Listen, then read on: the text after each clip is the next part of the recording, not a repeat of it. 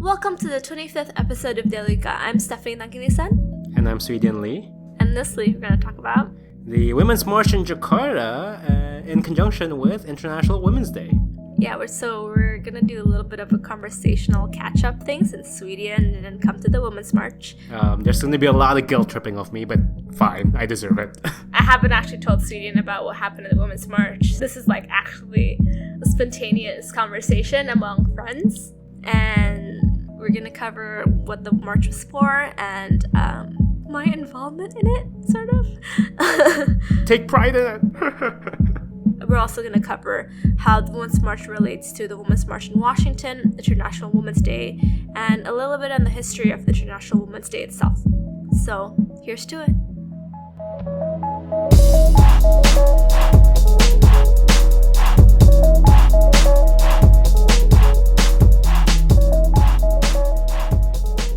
So this weekend we had the Women's March in Jakarta, Saturday, 4th of March, and true to form, Sweden is not there in person. Okay. Thanks, Sway. I'm sorry, I had a doctor's appointment and everything. Very valid excuse. Okay, Stephanie has been making me feel guilty for a long time about this, and she's continuing to make me feel guilty about it. Okay, that's enough guilting Sweden, which is a hobby of mine. Is it ever enough?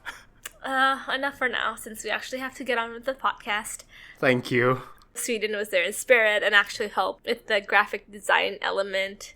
Now you say my part after, you've pushed me under the bus. Yeah, so he actually helped with tirelessly revising the posters for the Women's March. I'm actually really sad and kind of bummed that I couldn't be there. Actually, all I know about the Women's March is from news sites. I don't know. Really? So you've only talked about it. So what did the media say? Media roundup. What did they say about us? And all right. So I am an equal consumer of both quality media and trashy media. Okay. Let's start with the trashy media. The trashy media is basically just all the best posters from Women's March. Is that by Vice? That is by Vice. I mean, I don't think the guy who was on Vice was there long enough because I definitely saw really good ones that was not captured on there. A lot of media has taken some of the, this is the trashy media, right? They've taken the event out of context. They've taken the images out of context. So I try to balance that with the quality media, which is, it's all right. I mean, they just covered it. I haven't actually found a media source that actually lists out the 8 demands. Hey, that's my article coming up on peterpolitic.com. Are you saying you're quality media? I am new media, but I am quality because I am quality. Yes, queen, yes. Like you, why? But yeah, so actually, I have no idea. I mean, I kind of just know it from the outsider's perspective, at least on the day itself. So yeah, the march itself was great, and I'll get into it later, but I'm going to read out the 8 demands for the 8th of March because the Women's March in Jakarta was also planned in conjunction with the International Women's Day. Mm-hmm. But we had on the 4th of March because that's the Saturday, whereas the 8th of March is on a Wednesday, which means that a lot of us captured slaves cannot, actually go march on a random Wednesday. So we had that then.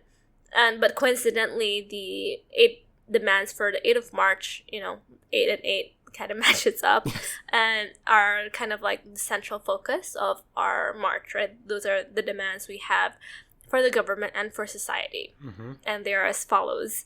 1, we demand that Indonesia returns to tolerance and diversity. 2, that we demand that the government establishes legal infrastructure that supports gender equality. 3, we demand that the government and the community fulfill women's health rights and eliminate violence against women. 4, we demand that government and community protect the environment and women workers. 5, we demand that the government develops public policies that are pro-women and pro-marginalized groups, including disabled women. 6, we demand that the government and political parties increase representation and involvement of women in politics. 7, we demand the government and the community to respect and eliminate discrimination towards LGBTQ people. 8, we demand that the government and the community become more concerned with global issues that have an impact on women and girls and build solidarity with women and girls around the world. That's some really good intersectional demands there. I think one of the coolest things for me organizing and being in the march is like how intersectional it is. For the most of the oration, there's a woman who signed the speech as well, in addition to the orations. Wow. And we had during the march, one of the leaders in front of the march was a woman in a wheelchair, and so that was like a big part of like making sure that she was included in the forefront of the march, and that she had space to be included in the march. Yeah. And another big thing was the inclusion of the LGBTQ community, which was like, I think, a big deal. There was a really big turnout for that as well. There were a lot of people like having their rainbow flags, and Miss Trans School 2017 like gave an oration as well. So there was an inclusion there, and I think the organizers made sure that they were included in both organizing and being visible in the events, which I was super proud of. The trans community in Indonesia, I mean, for our listeners who aren't familiar with the situation, right? It's a very marginalized, almost invisible community. So it's really cool that you guys are really, not only including them in the organizing process, but also making them front and center, right? Because that's something that new millennial-oriented news sites have certainly grabbed onto that the trans community made an appearance. Yeah, and I think one thing behind the scenes as well, I think it can disclose this information, but we also had a lot of women's organizations that declined to join or participate or be involved because we included the seventh demand. Which was the one where you wanted LGBTQ. So they didn't want us to include. So everyone, like a lot of people were also, like friends of friends were also like, oh, I support all of these 8 things except for LGBT ones, and then decided not to come. Someone interviewed me on the day and then like asked this question to me, and I was like, yeah. So, and like, because it was like midday and it was so hot, and that was like, I've been photographed so much that day. I was just like, yeah, they're fake allies. I don't care. Like, if they're there for the LGBTQ community, then they aren't like real allies anyway. And like, my tone there was like even worse than now, and I still stand by that comment just because I think I was so touched. And like, for me, I participated in a performance piece, right? So I actually organized a performance piece where we wore white kebayas, or an Indonesian traditional outfit, and then we splashed the kebaya with fake blood, right? That's amazing. So this was supposed to be a performative piece talking about violence against women in Indonesia, and as a part of that performative piece, I asked Arus Pelangi, which is an amazing NGO for the LGBTQ community, and they connected me with like Shakila from Trans School and someone else from Jakarta feminist group volunteered. And so like in our group of like 5 people, 3 people were like cis women and 2 were like, I think Nofal is non-binary, and Shakila considers herself as trans, right? So like we made posters specifically for them as well to like talk about the statistics on LGBTQ issues. So basically, because I was with Shakila and like because I was in the front lines, I was like, for the most part of the march, I was with the trans community, and like I've never been the minority cis woman before in like a space. Certainly not in Indonesia. And it was super lovely. Like I don't know, I just like felt a lot more conscious of my own cis privilege, if that makes sense. And I don't know, like, I felt so much more strongly about being a better ally because I felt like I knew more people in the trans community more, like, after that day. And I think it was, like, I feel like a lot of times, a lot of my allyship is, like, theoretical, right? Like, because I know that I can't be a TERF or a trans exclusionary radical feminist. I know I have to include all women, right? But sometimes I needed to, I guess, know that struggle more personally, right? I'm really, really glad and super grateful that you guys stuck to your guns and made sure that you were fighting for the LGBT cause as well, because my sisters, who had no idea that I was helping out a little bit with the Women's March, so they were just commenting about the Women's March as, lay people, right? And they know about it. They know about it, yeah. They won't know about the Women's March. And I didn't tell them about it because they live in Singapore. But they knew about it in Jakarta, and one of my sisters said like it was really cool that it was so proudly LGBT in its support, in its representation.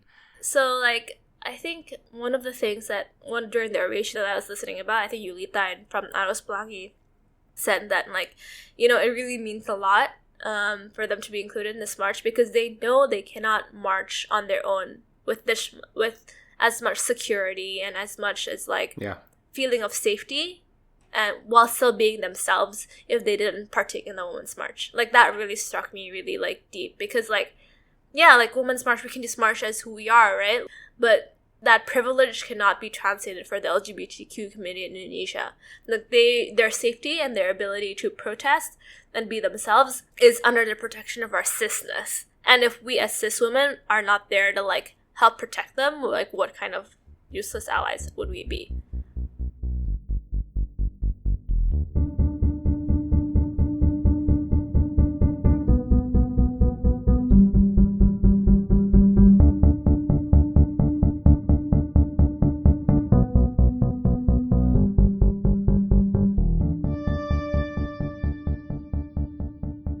So that was the Women's March. It was super great organizing. And so this was I think one of the first times in recent history where, like, we've managed to gather around 33 human rights and women's rights and LGBTQ organizations under one umbrella and one march. So the estimates of people coming are between the high hundreds to, like, 2,000. Wow. And this was over the course of how many hours? 3 or 4 hours. Yeah. That's amazing. Yeah, and it was really hot, but I don't know, it was super fun, and, like, it was just such a great feeling and atmosphere and solidarity. It was really cool. Everyone was, like, kind to each other, helpful, and, like, this was very unique also in the sense that, like, it was 100% organic, right? Like, as in, I handled the budget and finances, and so we don't have any budget for nasi bungkus in terms of, like, we could not possibly afford to pay people to come to protest. So this was 100% people use their own time and their own money to come there, to, like, spend money there. There were no buses to transport people. So this is what a real protest is like, you know, like, this is, like, what a real unorganized, organic protest is like. And I think there's a difference there in the crowd that you get and the enthusiasm that you get.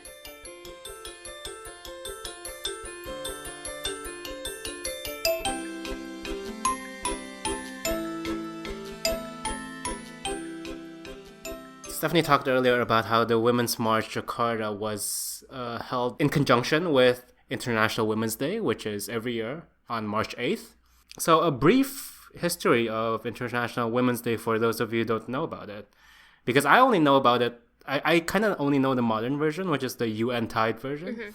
This is actually really funny. Like, if you look into the history, and people don't really talk about this, but if you look into the history, the event has such socialist and communist roots.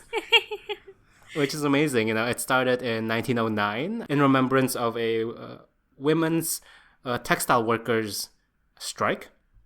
It was held by the Socialist Party of America. And then over the years, in those early decades of the 20th century, Austria, Denmark, countries like that started having conferences about women's rights, about women's representation and roles in the workforce. And then, funnily enough, I think this is something that is never taught in the history books, and I learned about this. The celebration of International Women's Day on March 1917 in St. Petersburg, Russia, directly initiated the February Revolution that threw, you know, Tsar Nicholas II out of his seat of power and invited the Bolsheviks in, you know? Like, it's what turned Russia into communist Russia, Soviet Russia. Nice. And funnily enough, literally Vladimir Lenin made March 8th into a national holiday way before any of the other countries. Way! So, and then only until recently, I would say in the 70s, that the UN and other Western countries decided to adopt it as an official holiday. And for, I would say, most of the countries in the developed world, it is now an official holiday. But even for countries in the developing world, people celebrate it one way or another. It's amazing to see where it's grown. But yeah, who knew it has such interesting socialist roots? I think one thing that I'm excited about that coincides with International Women's Day is this upcoming A Day Without Women campaign. So that's actually a spin-off from the Women's March on Washington, like Women's March DC. So they've actually managed to, like, turn the Women's March momentum into an actual organization, and the next thing they have planned is A Day Without Women. which is essentially a sort of a strike. So here, what A Day Without Women is and what people can do to participate is that women can take the day off from paid and unpaid labor. So unpaid labor includes, being a mom and doing mom things, and even like emotional labor, like explaining things to men, to avoid shopping for one day, with exception for small businesses and women and minority-owned businesses. And then we're in solidarity with A Day Without Women. So like Vox did a great article on this, and so it was talking a little bit about how, trying to show up with your wallet, right? I think one of the reasons why they wanted to do a strike is because you really realize the impact when people just don't show up. And this is, the A Day Without a Woman, it follows up after another event that was held a few weeks before, before this upcoming International Women's Day, which was a day without an immigrant in the United States. Which is arguably, a very U.S.-specific situation. But what they were also trying to say is, like, if all the immigrants in the United States did not show up for work, can the country function? And this was against Trump's, anti-immigrant policies and things like that. But it definitely showed an impact. And I think if you can imagine America without immigrants and how bad it was, can you imagine America without half of its population? I'm kind of worried that it won't really do much, because like I think the force of this only works if like a significant amount of women participate and not do stuff. Yeah. Part of this criticism towards this is also like, this is kind of like a privileged type of protest, because if you can afford to like take a day off work, or you can afford to like not participate, that means that you have enough money. Or that you don't have to worry about losing your job. Yeah, you don't have to worry about losing your job. You have like a understanding employer, etc. It's not like a movement for the 99%.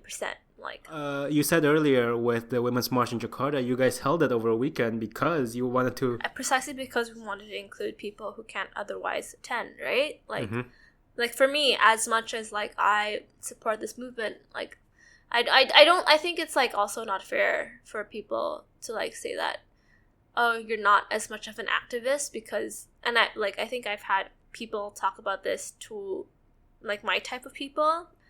They're like, oh, you're not really an activist because you're not going to all of the events and like not going to all of the rallies. And I'm like, that is super like problematic to say, right? Because the extent of your commitment is not by how much work you can skip or like the nature of your job. It's just how much you can give given your time limits and limitations.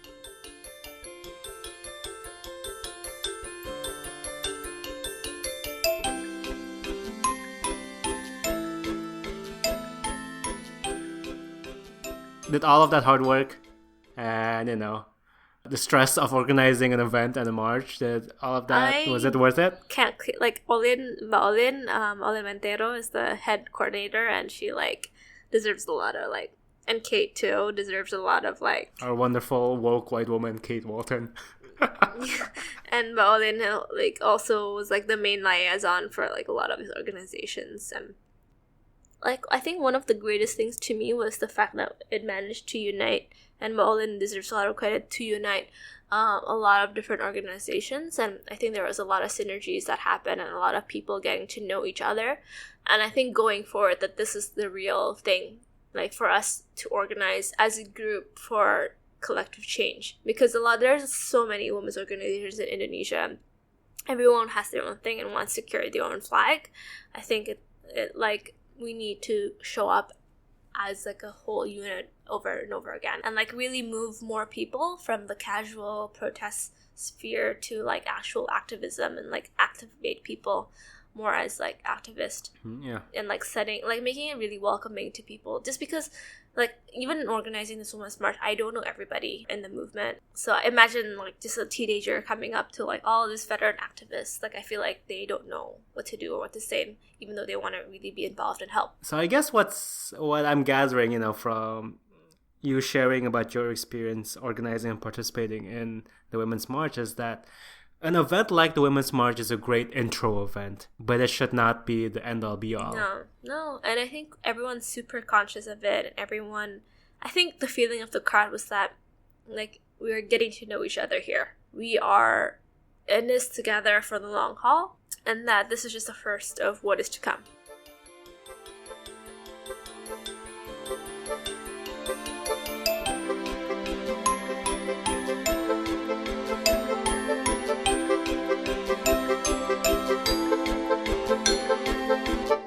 really excited about the young people who are going to be more and more involved in upcoming actions and movements. We just need to find the right things tactically and strategically in order to activate as many people as possible and find the right avenues to create things.